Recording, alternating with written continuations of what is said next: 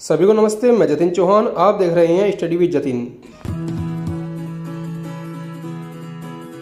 इसमें हम देखेंगे कि कितना स्टाफ होना चाहिए हॉस्पिटल ब्लड बैंक के अंदर, means staff for hospital blood bank. चलिए देखते हैं। एक हॉस्पिटल ब्लड बैंक को ब्लड इकट्ठा करने, टेस्टिंग, कंपोनेंट अलग करने के लिए, स्टोरेज और डिस्ट्रीब्यूशन को मैनेज करने के लिए एक टीम की जरूरत होती है, जिसमें एक medical officer, technical supervisor, blood bank technician और रजिस्टर नर्स शामिल होते हैं, जिन्हें एडमिनिस्ट्रेटिव स्टाफ सपोर्ट करता है। यह टीम ट्रांसफ्यूजन सेवाओं के लिए सुरक्षा और सख्त क्वालिटी स्टैंडर्ड्स का पालन सुनिश्चित करती है। ट्रांसफ्यूजन का मतलब होता है कि किसी को ब्लड चढ़ाना। अब इसमें हम देखेंगे कि किस टीम मेंबर के पास क्या काम होता है। सबसे पहले नंबर पर आते हैं मेडिकल ऑफिसर। इनका काम सभी ऑपरेशंस की देखरेख करना होता है, सुरक्षा को सुनिश्चित करना होता है, कंप्लायंस मैनेज करना, मुश्किल मामलों को संभालना, और उसके पास ट्रांसफ्यूजन मेडिसिन या पैथोलॉजी जैसी कोई स्पेशलाइजेशन हो सकती है। दूसरे नंबर पर हम देखेंगे टेक्निकल सुपरवाइजर।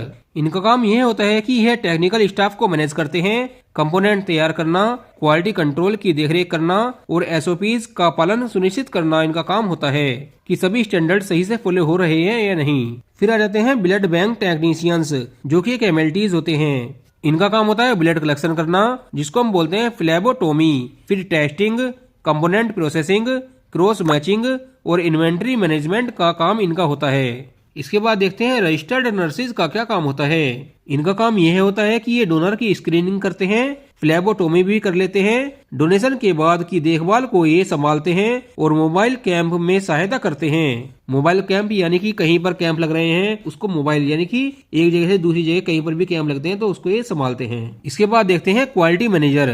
क्वालिटी मैनेजर किसी बड़ी यूनिट के लिए होते हैं, यानी कि काफी बड़ा ब्लड बैंक होता है तो उसके लिए ये होते हैं। इनका काम यह होता है कि ये क्वालिटी को एश्योरेंस करते हैं कि जो भी काम हो रहा है कि क्वालिटी में हो रहा है या नहीं, और इनका काम ये भी है कि ये ऑडिट करते हैं कि काम कैसा चल रहा है और ट्रेनिंग पर भी ये फोकस करते हैं। अब हम बात करते हैं एडमिनिस्ट्रेटिव और सपोर्ट स्टाफ की। इस स्टाफ में आ जाते हैं receptionist, data entry, store keeper और सफाई या कचरा निपटान कर्मी। ये सभी सपोर्ट स्टाफ में आ जाते हैं। अब इसमें कुछ इसेंशियल क्वालिफिकेशन यानी कि जरूरी क्वालिफिकेशन देख लेते हैं। तो सबसे पहले बात करते हैं मेडिकल ऑफिसर की क्या क्वालिफिकेशन होनी चाहिए। तो इनकी एमबीबीएस होनी चाहिए, इसके साथ इन्हें एक्सपीरियंस भी होना चाहिए और ये स्पेशलाइजेशन होनी चाहिए ट्रांसफ्यूजन मेडिसिन और पैथोलॉजी के अंदर। दूसरे नंबर पर टेक्नीशियन, इन पर डिग्री और डिप्लोमा होना चाहिए मेडिकल लेबोरेटरी टेक्नोलॉजी यानी कि एमएलटी विद रिलेवेंट एक्सपीरियंस। इन पे भी कुछ एक्सपीरियंस होना चाहिए। इसके बाद देखते हैं नर्सिस को। तो जो रजिस्टर्ड नर्सिस होती हैं वे रिलेवेंट सर्टिफिकेशन उनके पास होना चाहिए। तो जो भी ये स्टाफ है इनका फंक्शन देख लेते हैं, इनकी रेस्पॉन्सिबिलिटी देख लेते हैं, जैसे कि डोनर का रिक्रूटमेंट और उसकी स्क्रीनिंग, ब्लड कलेक्शन जिसको हम फ्लेबोटोमी भी बोल देते हैं। तीसरे नंबर पर आता है ब्लड टेस्टिंग यानी कि इन्फेक्शन डिसीज या फिर ग्रुपिंग, इन सब की टेस्टिंग। फिर कंपोनेंट प्रिपरेशन और उसका सेपरेशन, फिर इन्वेंट्री एंड क्वालिटी कंट्रोल। फिर देखते हैं ब्लड इशू और ट्रांसफ्यूजन सपोर्ट। फिर इसके बाद वेस्ट मैनेजमेंट।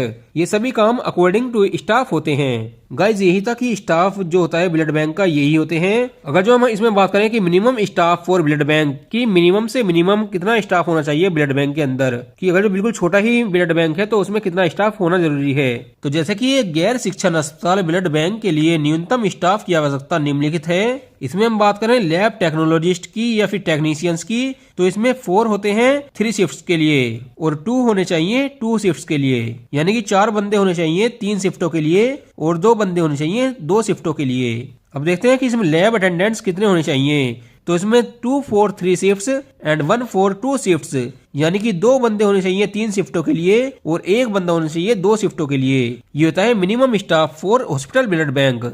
गाइस वीडियो अच्छी लगे तो लाइक करना, कमेंट करके बताना वीडियो कैसी लगी एंड नेक्स्ट वीडियो आपको किस टॉपिक पे चाहिए। Thank you friends.